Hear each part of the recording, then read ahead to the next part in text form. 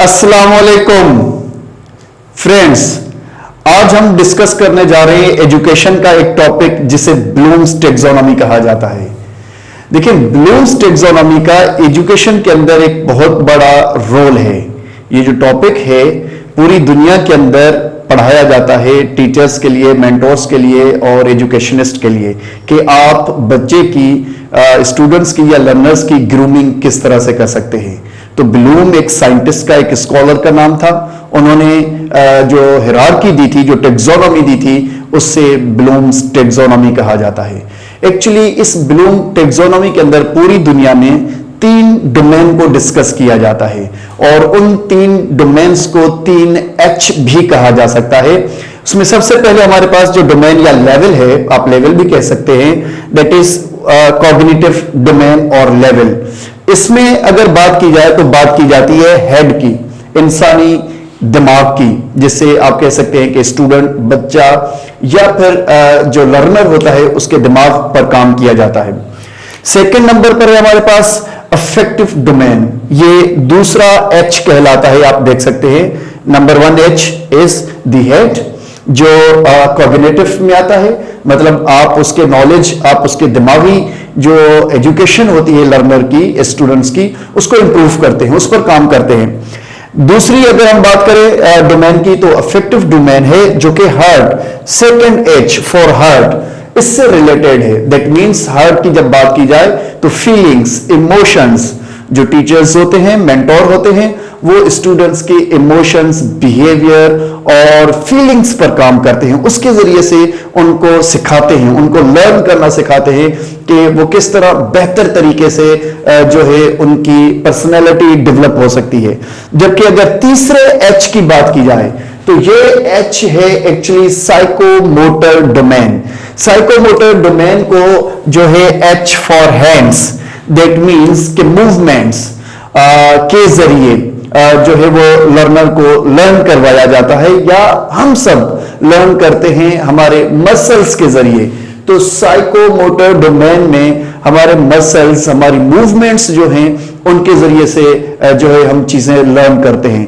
तो हमारे पास जो कॉग्निटिव डोमेन है, इसको हमने किसी और वीडियो के अंदर डिस्कस किया है।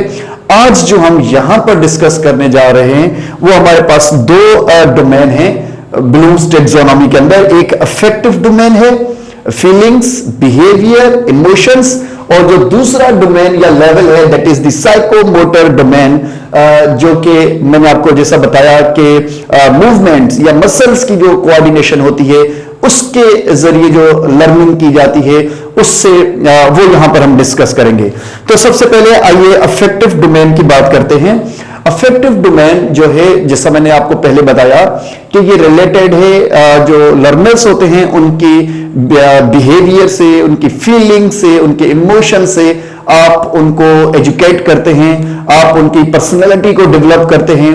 आप एक स्टूडेंट को उसको नॉलेज, जो उसके सब्जेक्ट्स की, सिलेबस की, जो करिकुलम की नॉलेज होती है, वो देने के साथ साथ आप उसकी पर्सनैलिटी को भी डेवलप कर रहे होते हैं। आप उसको पॉजिटिव पर्सनैलिटी की तरफ लेकर जाते हैं कि ताकि वो दुनिया के अंदर रोल मॉडल बन सके, वो दुनिया के अंदर एक बेहतरीन इंसान बनकर किसी अच्छी पोस्ट पर पहुंचकर जो है वो इंसानियत की खिदमत कर सके। तो ये जो चीज इमोशन और बिहेवियर्स के जरिए हम बच्चे के अंदर जो है वो डाल रहे होते हैं, स्टूडेंट्स के अंदर, हम उससे एक्चुअली अफेक्टिव डोमेन में रखते हैं। देखिए, ये तीनों डोमेन, कॉग्निटिव डोमेन हो, अफेक्टिव डोमेन हो या फिर साइकोमोटर डोमेन या लेवल्स हो, इन तीनों डोमेन्स को इनकी जो हिरार्की है, इनकी जो टैक्सोनॉमी है, दैट मींस इनको हम सिंपलिसिटी से कॉम्प्लेक्सिटी की तरफ ले जाते हैं। हम स्टार्ट जो है वो नीचे से लेते हैं और फिर हम स्लोली ग्रेजुअली बच्चे पर काम करते हुए सिंपल से कॉम्प्लेक्सिटी की तरफ जाते हैं ना। स्टार्ट हम जो है वो नीचे से करते हैं, या पैरामिड्स कहलाते हैं, हमने उनको उल्टा कर दिया, यूं समझे। तो नीचे से हम ऊपर की तरफ जो है वो पर्सनैलिटी डेवलप करते हैं बच्चे की, यहां पर भी। और अगर आप इस तरफ भी देखेंगे तो नंबर 1 मैंने यहां दिया है, number 2, number 3, number 4 and so on. तो आइए चलिए देखते हैं कि जो अफेक्टिव डोमेन है जो फीलिंग्स, इमोशंस और बिहेवियर से रिलेटेड है, इसको एक्चुअली 1964 के अंदर हमारे पास 3 स्कॉलर हैं। ब्लूम खुद जिसके नाम से ये टेक्सोनॉमी है, दूसरे नंबर पर डेविड, मैंने नाम यहां पर मेंशन कर दिए हैं, और मासिया। ये 3 स्कॉलर थे जिन्होंने जो है ये अफेक्टिव डोमेन पर डिस्कशन की है। सबसे पहले देखते हैं अफेक्टिव डोमेन में, जैसे मैंने आपको बताया कि रिलेटेड है हार्ट से, स्टूडेंट्स की हार्ट से, उनके बिहेवियर से, उनकी फीलिंग से, उनके इमोशन से, कि आप उनकी पर्सनैलिटी को किस तरह से पॉजिटिव डेवलप करते हैं या बिल्ड करते हैं और उनको दुनिया में रोल मॉडल बनाने जा रहे हैं। तो ये स्टार्ट करते हैं क्लासरूम के एग्जाम्पल से। तो सबसे पहले हमारे पास केस में जो स्टार्ट लिया जाता है वो लिया जाता है रिसीविंग से। That means this is the first, you know, कि रिसीविंग जो स्टेज है, जो लेवल है, उसको हमने यहां से रिसीविंग से स्टार्ट करते हैं। रिसीविंग जब टीचर क्लास में आता है, मैं आपको एग्जांपल दूं, तो टीचर क्लास में आने के बाद स्टूडेंट से पूछता है कि भाई आज क्या आप लोग कुछ पढ़ना चाहते हैं या नहीं पढ़ना चाहते। तो ये एक्चुअली एक एग्जांपल कहलाता है रिसीविंग का, कि बहुत सारे स्टूडेंट्स होते हैं जो कहते हैं ठीक है सर आज पढ़ेंगे, लेकिन बहुत सारे होते हैं जो लेजी होते हैं और उनका कोई पढ़ाई में इंटरेस्ट नहीं होता और वो सिंपल से बैठे रहते हैं। तो वो एक्चुअली जो है टीचर या एजुकेटर जो होता है, वो मेंटोर जो होता है, वो देख रहा होता है कि यार जो मेरे स्टूडेंट्स हैं वो कितनी रिसीविंग कर रहे हैं मुझसे, वो हासिल करना चाहते हैं या नहीं, मेरा लेक्चर सुनना चाहते हैं या नहीं सुनना चाहते। अगर हम इन जो हमारे पास ये जो स्टेप्स हैं अफेक्टिव डोमेन के, या फिर मेरे पास जो साइकोमोटर डोमेन है इनके, तो इनके कुछ वर्ड्स होते हैं। ये देखें जो मैंने रेड पेन से मेंशन किए हैं, ये एक्चुअली कहलाते हैं कीवर्ड्स, या फिर इनको हम वर्ड्स जो है वो वर्ब्स भी कहते हैं। इसी तरह से यहां पर भी मैंने मेंशन किए हैं, ये कीवर्ड्स कहलाते हैं या वर्ब्स कहलाते हैं। अगर वैसे तो बहुत होते हैं, लेकिन मैंने इनकी दो एग्जांपल्स दी हुई हैं। इनको देखते हुए आप आसानी से अंडरस्टैंड कर लेंगे कि किस तरह से जो स्टूडेंट्स होते हैं, जो लर्नर्स होते हैं, वो एग्जांपल्स के जरिए मैं आपको समझाने की कोशिश करूंगा कि वो किस तरह से सिंपलिसिटी से इन लेवल्स को अचीव करते हैं। तो सबसे पहले रिसीविंग में जो लर्नर्स होते हैं वो लिसन करते हैं, अंडरस्टैंड करते हैं कि टीचर उनको क्या पढ़ाने जा रहा है। उनकी जो रिसीविंग है वो अच्छी होनी चाहिए, बेहतर होनी चाहिए। आप उनको इमोशनली, आप उनके बिहेवियर पर काम करें ताकि वो जो आप उनको पढ़ाना चाहते हैं वो उसको खुश अखलाकी से, इंटरेस्ट के साथ और जो है क्यूरियोसिटी के साथ पढ़ने की कोशिश करें। आप जैसे ही अंदर आए आपके स्टूडेंट्स खुश हो जाए और आपको सुनने की और आपके लेक्चर की आपके लेक्चर का उनको इंतजार हो, आपकी एक्टिविटी का उनको इंतजार हो कि आज सर क्या नया पढ़ाने जा रहे हैं। तो वो आपकी रिसीविंग के आप समझें कि इंतजार में हो, हम इसे रिसीविंग कहते हैं। रिसीविंग के पास हमारे पास जो दूसरे नंबर पर जब बच्चा इससे पास हो जाता है, वो इंटरेस्ट शो करता है, वो रिसीव करने के लिए, आपके लेक्चर को सुनने के लिए तैयार होता है, तो उसके बाद जो दूसरे नंबर पर लेवल आती है वो है रिस्पॉन्डिंग की। दैट मीन्स कि क्लास के अंदर स्टूडेंट आपको इंटरेस्ट के साथ लिसन कर रहा है, आपको सुन रहा है, उसके बाद वो रेस्पॉन्स कैसे करेगा, ये दूसरी लेवल है। दैट मीन्स कि अगर हम इसके कीवर्ड देखेंगे तो पता लगा कि आंसरिंग एंड द परफॉर्मिंग, ये 2 कीवर्ड्स मैंने यहां पर मेंशन कर दिए हैं रेस्पॉन्डिंग के। रेस्पॉन्डिंग में आपने जो लेक्चर दिया, अब लेक्चर देने के बाद आपसे जो चीजें बच्चे ने रिसीव की, स्टूडेंट्स ने, लर्नर्स ने, अब आप उनकी वो ग्रुप डिस्कशंस में या प्रेजेंटेशंस के जरिए आप उनको कह सकते हैं, उनका आउटकम देखने के लिए, आउटपुट देखने के लिए क्लास के अंदर, कि भाई मुझे बताएं कि आज मैंने जो लेक्चर दिया है उस पर आप डिस्कस करें, और डिस्कस करने के बाद आप मुझे बताएं, आंसर दें, परफॉर्म करके दें कि आपको क्या समझ आया। तो इस मरहले को हम लोग रेस्पॉन्डिंग कहते हैं। अच्छा, रेस्पॉन्डिंग के बाद हमारे पास जो तीसरे नंबर पर है वो है वैल्यूइंग, कि भाई आप बच्चे को ये बताएं कि जो आप उनको पढ़ाने जा रहे होते हैं, आप लर्नर्स को ये बताने की कोशिश करें कि जो चीजें आप उन्हें पढ़ाने जा रहे हैं, जो टॉपिक आप उन्हें पढ़ाने जा रहे हैं, उसकी माशरे के अंदर कितनी ज्यादा वैल्यू है। तो वैल्यू के अंदर जो की वर्ड आते हैं वो एप्रिसिएशन है एंड शोइंग, ये 2 वर्ड मैंने लिखे हैं। इसमें हमें ये बताने की जो है वो कोशिश की गई है कि जनाब जो आप टॉपिक पढ़ाने जा रहे हैं उसके सोसाइटी के अंदर वैल्यूज क्या है। मिसाल के तौर पर बहुत सारे बच्चे होते हैं जो मैथ्स नहीं पढ़ने की कोशिश कर रहे होते या फिजिक्स में उनका कोई खास इंटरेस्ट नहीं होता, तो टीचर कोशिश ये करे कि उनको ये इंटरेस्ट दिलाने की कोशिश करे कि जनाब अगर आप जो है ये टॉपिक ये मैथमेटिक्स आप अगर पढ़ेंगे तो इससे आप आगे चलकर पायलट हो सकते हैं। ये जो फिजिक्स के लॉज हैं इनको पढ़ने के बाद आप आगे चलकर स्पेस में, कॉस्मोस में आप नासा को ज्वाइन कर सकते हैं, तो उनको आप स्टार्स में जा सकते हैं, एस्ट्रोनॉट हो सकते हैं, या इस तरह की बहुत सारी और एग्जांपल्स देकर आप बच्चे के अंदर ये इंटरेस्ट पैदा करवाने की कोशिश करें कि आज जो हम पढ़ने जा रहे हैं वो एक्चुअली उस टॉपिक की उस दिन का जो लेक्चर है उसकी इंपोर्टेंस कितनी है। तो बच्चा जब इंपोर्टेंस जान जाएगा उस मैथमेटिक्स की या उस फिजिक्स के टॉपिक की, तो वो खुद ही ऑटोमेटिकली इंटरेस्ट लेगा और उस इंटरेस्ट के हिसाब से अब वो बेहतर रिस्पॉन्ड करेगा। अच्छा, चौथे नंबर पर है ऑर्गेनाइजेशन। ऑर्गेनाइजेशन की जो लेवल है, अब बच्चा थोड़ा सा आगे आ गया, जिसमें वो जो दो मैंने यहां पर जो वर्ब लिखे हैं वो है रिलेटिंग और कंपेयरिंग। ये दो जो मेरे पास जो आप कह सकते हैं कीवर्ड्स है, ये देखते हैं कि स्टूडेंट अब उसके अंदर जो चीजें हैं आने के बाद, दैट मीन्स रिस्पॉन्स करने के बाद, अब वो ये देखने की कोशिश करेगा कि कौन सी चीजों को उनको वैल्यू देने हैं और कौन सी चीजों को वैल्यू नहीं देना।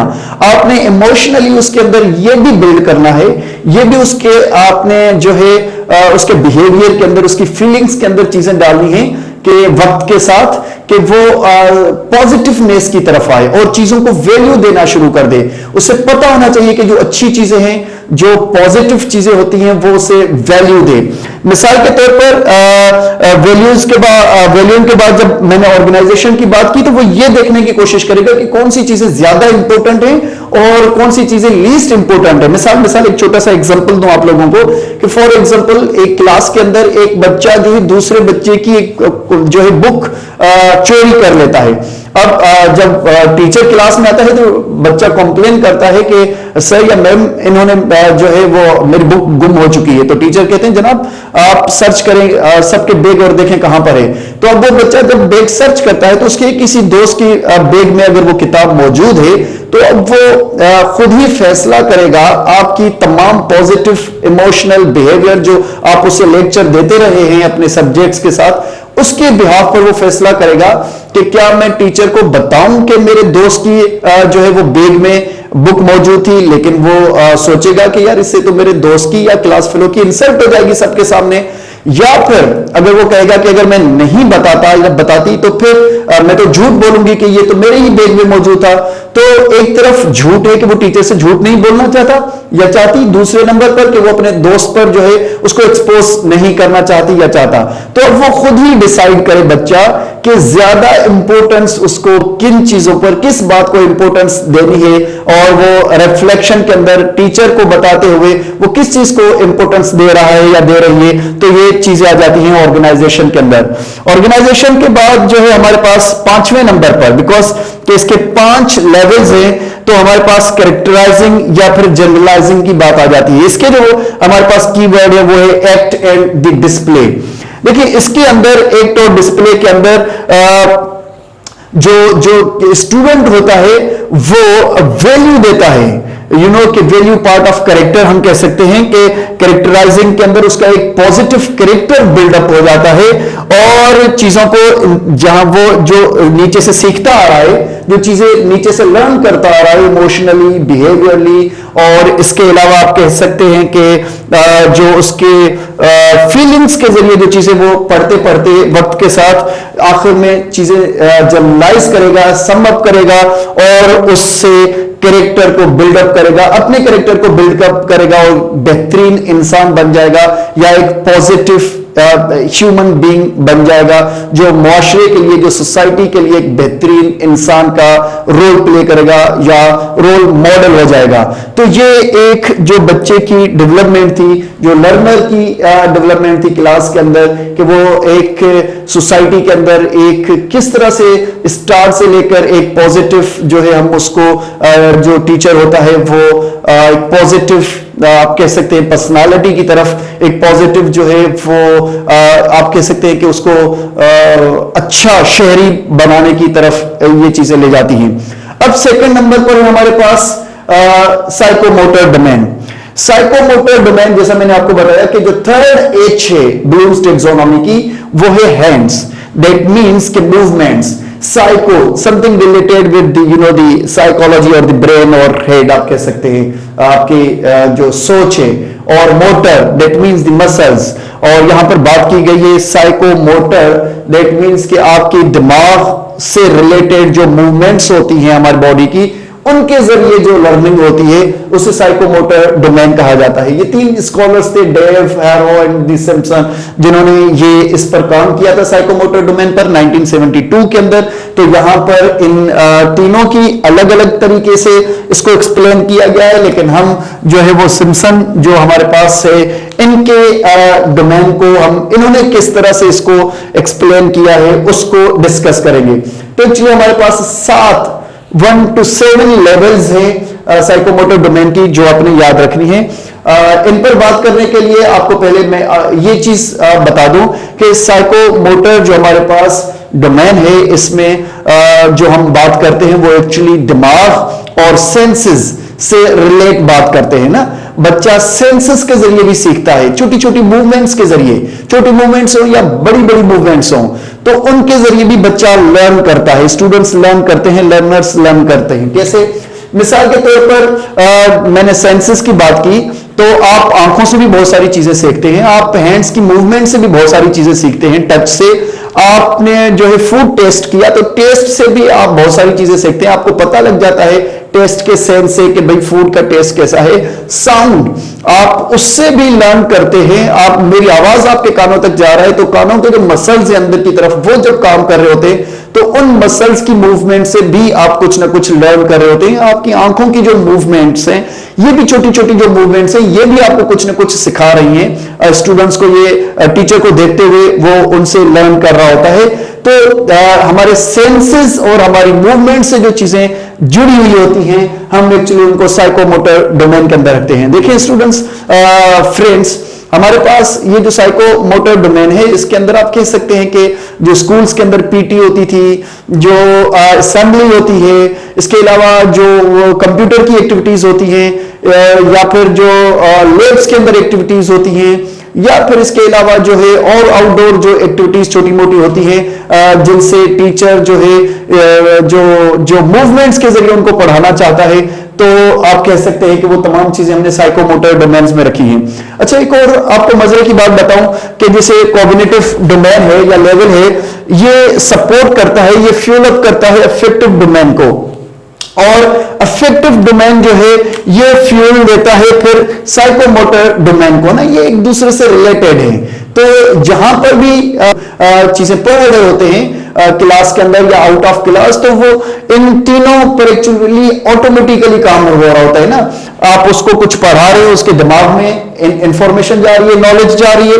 इसके अलावा आप इमोशनली भी बच्चे को इन्वॉल्व कर रहे हैं, और तीसरे नंबर पर उसकी जो छोटी छोटी मूवमेंट्स हैं वो भी उसके अंदर जो है वो इन्वॉल्व हैं। तो देखिए, कॉग्निटिव इसको फ्यूल अप करता है अफेक्टिव डोमेन को, और अफेक्टिव डोमेन जो है वो सपोर्ट करता है या फ्यूल अप करता है साइकोमोटर डोमेन को। तो ये आपस में एक्चुअली लिंक्ड हैं। तो आइए बात करते हैं साइकोमोटर डोमेन को, जो सिम्पसन ने 1972 के अंदर एक्सप्लेन किया था। इसकी एक्चुअली 7 लेवल्स हैं। तो सबसे पहले हमारे पास परसेप्शन की अगर बात की जाए, तो जैसे मैंने आपको बताया कि स्टूडेंट्स जो होते हैं वो सेंसेस के जरिए लर्न करते हैं ना। यहां पर मैंने हिंट लिख दिए हैं, ताकि ये जो ब्लैक पेन से लिखे हुए हैं ये एक्चुअली आपके हिंट हैं। इन हिंट्स के जरिए आप ये देख सकते हैं कि आप जो है वो एग्जांपल्स हासिल कर सकते हैं। और ये जो रेड पेन से लिखे हुए हैं ये एक्चुअली कीवर्ड्स हैं। तो जब हम परसेप्शन की बात करते हैं, तो इसमें मैंने जो 2 कीवर्ड्स या वर्ड जो है मैंने इंक्लूड किए हैं, वो डिटेक्ट एंड रिकग्नाइज है। इसमें स्टूडेंट्स जो होते हैं, लर्नर्स जो होते हैं, वो परसीव करते हैं अपने डिफरेंट सेंसेस के जरिए।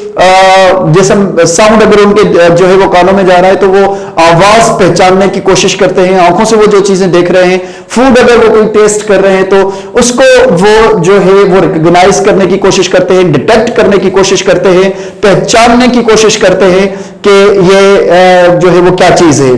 तो इसमें सबसे पहले काम होता है परसेप्शन पर। परसेप्शन के बाद जो है दूसरे नंबर पर हमारे पास आता है सेट। सेट जो लेवल है, दैट मींस इससे जब हम थोड़ा सा ऊपर जाएंगे सिंपलिसिटी से कॉम्प्लेक्सिटी की तरफ, तो हमारे पास इसके जो दो की वर्ड्स हैं या जो वर्ब्स हैं वो है show and ready. That means जो स्टूडेंट्स होते हैं वो माइंड सेट कर लेते हैं, वो रेडी होते हैं चीजें रिसीव करने के लिए।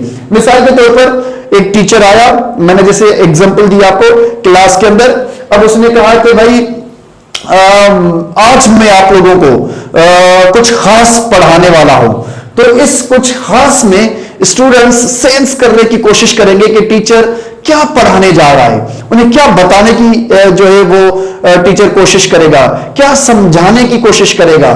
इसके बाद वो रिकॉग्नाइज या डिटेक्ट करने की कोशिश करेंगे, अपने कानों से, अपनी आंखों से देखेंगे टीचर कुछ लेकर तो नहीं आया, और अपनी आंखों को घुमाएंगे, बोर्ड की तरफ देखेंगे और महसूस करने की कोशिश करेंगे, फील करने की कोशिश करेंगे अपनी मूवमेंट्स के जरिए, टीचर के घूमने के स्टाइल से, वॉक करने के स्टाइल से कि टीचर आज क्या खास कोई एक्टिविटी करवाने जा रहा है, कुछ पढ़ाने जा रहा है। उसके बाद वो अपने आप को रेडी करेंगे कि टीचर जब उनको पढ़ाने जा रहा होगा, जब उनको समझाने जा रहा होगा, तो जो लर्नर्स होंगे, जो स्टूडेंट्स होंगे, वो खुद को प्रिपेयर करेंगे, अवेयर हो जाएंगे, रेडी हो जाएंगे।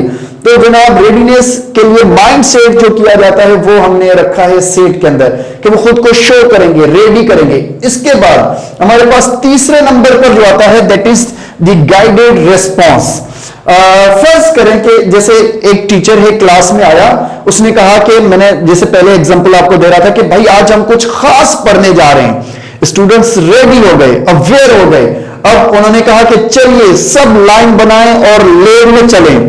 तो स्टूडेंट्स ने क्या किया, माइंड सेट किया कि लाइन बनानी है और फिर क्लास से लैब की तरफ जाना है, जो हमारी केमिस्ट्री, बायोलॉजी या फिर जो फिजिक्स की या साइंस जो लैब्स होती हैं स्कूल्स के अंदर, उनमें जो है स्टूडेंट्स या लर्नर्स जब जाएंगे तो ये वो रेडी हो रहे हैं, वो पढ़ने के लिए, कुछ नया पढ़ने के लिए वो जा रहे हैं लैब के अंदर। तो ये था सेट। सेट के बाद जब वो लैब में पहुंचे तो अब गाइडेड रिस्पॉन्स का मतलब होता है कि वो टीचर को, वो अपने गाइड को कॉपी करने की कोशिश करेंगे कि वो क्या कर रहा है, कौन सी एक्टिविटी परफॉर्म कर रहा है, तो हम भी उस तरह से उस एक्टिविटी को परफॉर्म करें। तो इसके जो दो कीवर्ड आते हैं वो आता है trace and the follow. That means वो अपने गाइड को, अपने टीचर को, अपने मेंटोर को, गाइड जो होंगे वो उसकी कॉपी करने की कोशिश करेंगे, उसको देखेंगे कि वो किस तरह से जो है काम कर रहा है, तो हम भी उसी तरीके से वो एक्टिविटी करें। एनीवेज, अब गाइडेड रिस्पॉन्स का मतलब यह है कि टीचर ने कहा कि जनाब स्टूडेंट्स को, लर्नर्स को, कि आइए मैं आपको दिखाता हूं कि माइक्रोस्कोप किस तरह से ऑपरेट की जाती है। तो जनाब उन्होंने माइक्रोस्कोप को ऑपरेट करना शुरू कर दिया और स्टूडेंट्स ने जो है वो देखा कि सर किस तरह से जो है वो ऑब्जेक्ट्स को, स्लाइड्स को लगाते हैं और उसके बाद लेंसेज को सेट करते हैं और फिर वो एक स्लाइड को देखने के काबिल बनाते हैं। तो स्टूडेंट्स देखते गए और देखने के बाद अब जो चौथे नंबर पर चीज आती है, वो जो लेवल आती है वो है मैकेनिज्म। मैकेनिज्म का मतलब इसके जो कीवर्ड्स हैं वो है एक ऑर्गेनाइज और दूसरा ऑपरेट। ऑर्गेनाइज और ऑपरेट से ये है कि वो हैबिचुअल हो जाते हैं, जो न्यू लर्नर्स होते हैं, जो स्टूडेंट्स होते हैं, अब वो अपने टीचर को देखते देखते खुद ही से गए और उन्होंने भी माइक्रोस्कोप को सेट करने की कोशिश की, एडजस्ट करने की स्लाइड को कोशिश की और उसके बाद वो हैबिचुअल हो गए उस स्किल के कि भाई टीचर किस तरह से सेट कर रहा था, हम भी स्किल जो है वो हमारे अंदर भी आना चाहिए और वो प्रैक्टिस करते हैं मूवमेंट्स के जरिए। स्लाइड ली एक, फिर वो नजर नहीं आएगी उनकी, दूसरी स्लाइड ली, फिर उसको देखने की कोशिश करेंगे, अगर वो भी नजर नहीं आ रही तो वो तीसरी स्लाइड लेंगे। मतलब इस तरह से जैसे वो उनके टीचर ने किया था तो वो भी उसकी प्रैक्टिस को अपनाते हुए उसके हैबिचुअल होने की कोशिश करेंगे कि बार बार वो भी स्लाइड सेट कर ले जल्दी से, फौरन से। अब हमारे पास जो 5वें नंबर पर चीज आती है, लेवल आती है, वो है कॉम्प्लेक्स वन रिस्पॉन्स। इसके हमने जो दो कीवर्ड आप लोगों को दिए हैं, that is the build and the draw. अगर हम इसका हिंट लेंगे तो skilled expert movements, that means कि अब मैकेनिज्म के बाद इसके अंदर कॉम्प्लेक्स ओवर रिस्पॉन्स में जो लर्नर्स होते हैं वो खुद से स्किल्ड हो जाते हैं। इसमें वो स्किल एडॉप्ट करने की कोशिश कर रहे थे, टीचर की तरह बार बार करने की कोशिश कर रहे थे, स्किलफुल होना चाहते थे, इसमें वो स्किल्ड हो गए। दैट मीन्स कि अब उनकी जो मूवमेंट्स होंगी वो एक्सपर्ट्स वाली मूवमेंट होंगी।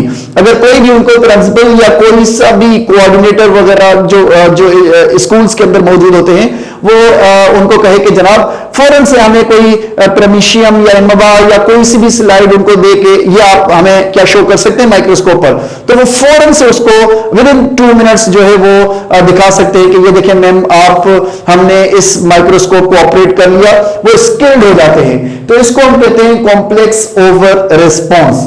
जनाब इस लेवल के बाद हमारे पास जो लेवल आती है that is the adaptation. Adaptation के जो कीवर्ड है that is the modify and the alter.